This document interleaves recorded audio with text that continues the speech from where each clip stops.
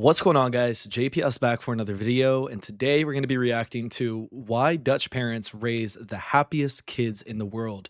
We're returning to the Netherlands for a video after a long break. It has been a while since I've did a video on Holland.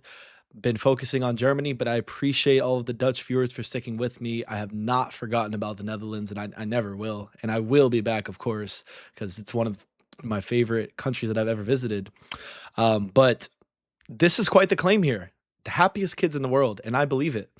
Being in the Netherlands, seeing the amount of autonomy that children have, the freedom, the safety, the ability for them to go, like a 6-year-old can go walk a mile to see a friend, or if it's in the Netherlands, probably going to be biking. Same thing I saw in Germany. I was in Berlin, kids biking on the sidewalk. And by kids, I mean kids, not teenagers, not preteens, like kids under 10 years old, which you just don't see in the United States. You don't see in actually most of the world, because the safety is just, it's not there, and there are a lot of threats and people to be worried about that you don't want your children to be around. But today we're going to get into why Dutch parents raise the happiest kids in the world.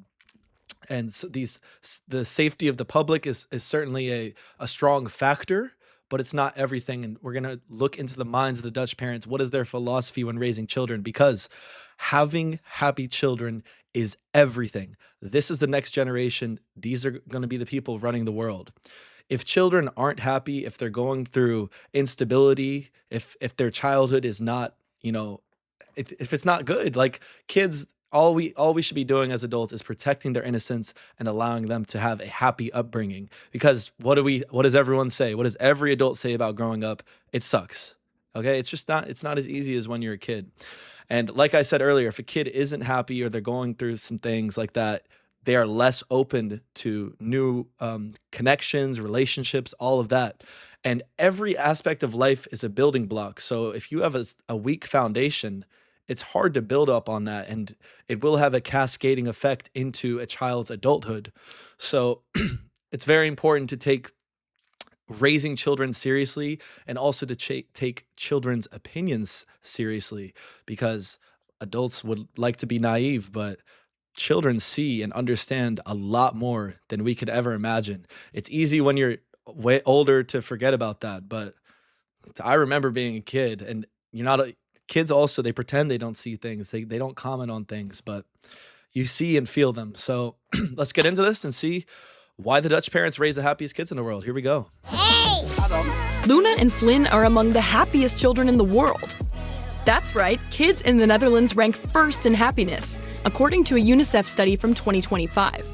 So what are parents here doing right? We really try to let them be kids first, and then along the way, try to see where they end up. This is a lot different than the US where I grew up. American kids tend to have a lot more structured learning, even in their earlier years of preschool. Let's take a look at why kids in the Netherlands are happier than kids in the US, and why, according to that UNICEF study, they are healthier and seem to have more practical life skills than American kids. Okay. It's 7:30 Friday morning just outside Amsterdam. 3-year-old Luna, mother Marlot, Kijk nou hoe klein die zijn. 1-year-old Flynn, and father Felix start their day with breakfast together. For Marlot and Felix, like many Dutch parents, sharing the morning is a crucial daily ritual. Ben je vis? For us, it's important that we spend enough time together. We have breakfast, we bring them to daycare.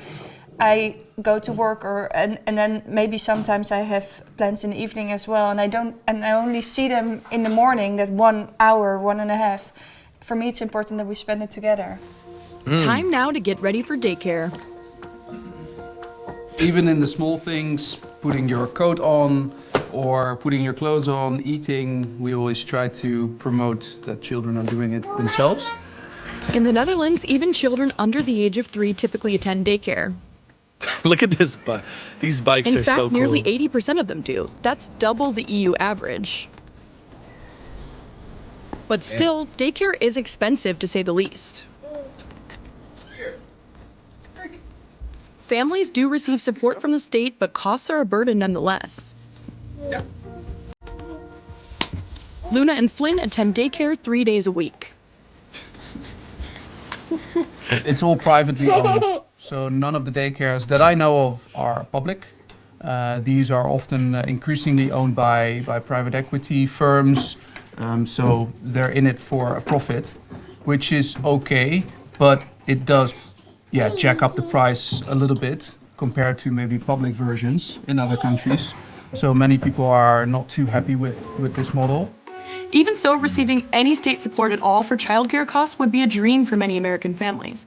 In the US, childcare can cost as much or more than college tuition, and funding isn't always accessible. In fact, on average, an American family has to spend almost a quarter of their income on childcare. In the Netherlands, parents are entitled to maternity and paternity leave. And they can take that parental leave until the child turns 8. Like many Dutch fathers, Felix doesn't take his leave all at once. Instead, he takes a weekly Papa Day to focus on the kids and himself too. If I feel well, if I feel fit, then it should reflect on my children as well, at least indirectly. So when you're inside all day and feeling grumpy, then it doesn't help the mood of my kids, of course. So I try to be out and yeah, have a good mood. I was personally much happier inside with a book as a kid, but for Dutch parents, being outdoors in nature is simply part of raising children. And Marlet and Felix are no exception. They take their children outside as often as possible, no matter the weather. If you go to a Dutch playground, quite often you'll see parents letting their children play independently. Normally, And this comes back to another huge cultural difference. In the past, I've reacted to German playgrounds, and I was just shocked to see how dangerous certain things looked, at least for an American mind, thinking about what kids should be playing on. But that's, again, you allow these kids to take risks, get hurt, learn, get back up. If you're always holding their hand, what's going to happen when you're not there? Facts. And another important thing about parenting, and I witnessed this firsthand. I was at a basketball court and there was a father with his son. The father was a bit round, you know, he was out of shape. And then he kept on telling his son, he was like, this is why you play basketball. Like physical activity is so important. You got to do this more and more. Doesn't matter what you say. Kids follow your actions. He's not doing it, but he's projecting that lack of exercise onto his child, which is probably going to create something. But, you know, and I'm not saying that's a bad thing to encourage your kid, but you have to lead by example. You can't just say, oh, yeah, you should do this. But the kid's seeing you're not doing it. So why is the kid going to do it? It seems pretty obvious, but again, it's like just actions are so much more important than words, and especially with parenting. I sound like I should be a parent. No, thank you. No, thank you. It's not an easy. I think parenting is probably the hardest thing to do in life. Hardest thing to do, because no matter how hard you try, you can't be perfect. You're going to make mistakes. And of course, you put so much effort into a child. What if something happens to them? It's like part of you is taken away almost. So it's a massive risk in so many ways, and a huge time and financial commitment. You're tying yourself down. It's wow. Parenting is not easy. we also motivate, especially Luna, of course, because she's a bit older, to play for herself today. Today, it's a bit unfortunate that there are not too many other kids, but normally we encounter so many other kids here, all from daycare. They all know each other. We can sit at the terrace, have a drink, and Luna can entertain herself. Yeah. I'm from suburban Ohio, where you absolutely need a car to get around, and it's like that in most of the US. That's why many Americans get their driver's license as soon as they can. But things are different in the Netherlands. Here, even the youngest kids are totally comfortable with a different mode of transportation, the bicycle. For 36% of the Dutch population, the bicycle is king, and the primary mode of transport. And because parents want their children to be independent early on, the kids learn to ride from a very young age. I think apart from the logistical reasons, it's also I think a sign of independence and also trust that we're giving her, that she can do it herself. Obviously, she still uses the exercise wheels, but I'm guessing with her speed we can quickly take them off. It's a no-brainer that you get a bike on your 3rd birthday. Yeah, so very 3rd birthday, crazy. And biking is not that as common in the United States. I know a lot of people who can't bike as adults, which some of you would probably be shocked by. There's a lot of people who can't drive. I wonder how many Dutch people actually have a license to drive. It's not necessary for so many, and it's great. Great for emissions, great for physical health, great for traffic. Biking is it's so good. Man, and the Netherlands is just such a compact country. It's insane to me how you can just bike from one end to the other. You can access literally the entire country on a bike. It's awesome. Typical Dutch. For many Dutch parents, family ties are indispensable. Luna and Flynn's grandparents come by regularly to babysit. But it's more than just support with childcare. It's very important for us to have our parents close to us raising our children.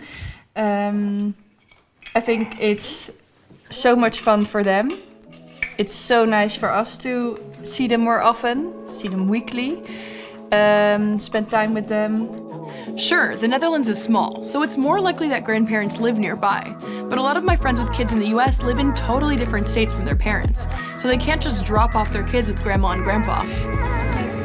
So it's independence, social interaction, and being outdoors with plenty of playtime that are cornerstones of parenting in the Netherlands.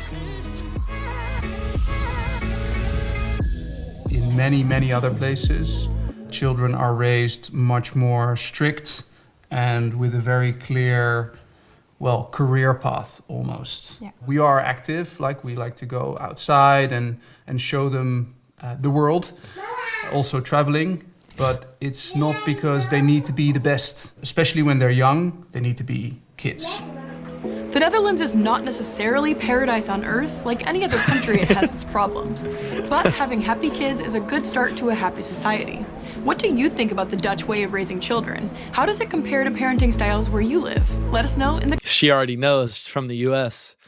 100% agree though. By giving them that flexibility, you're almost allowing your child to develop and find what's right for them. Because in the United States, so many kids are forced down paths or into situations that aren't for them. And we don't need people working in places that they're not meant to be working, you know? These parents they don't even seem worried about where their kids are going to end up. And you shouldn't as a parent. All you should be worried about is that your kid ends up okay and happy. It's literally all that matters. How much money they make or if they're living in a big city or blah, blah, blah.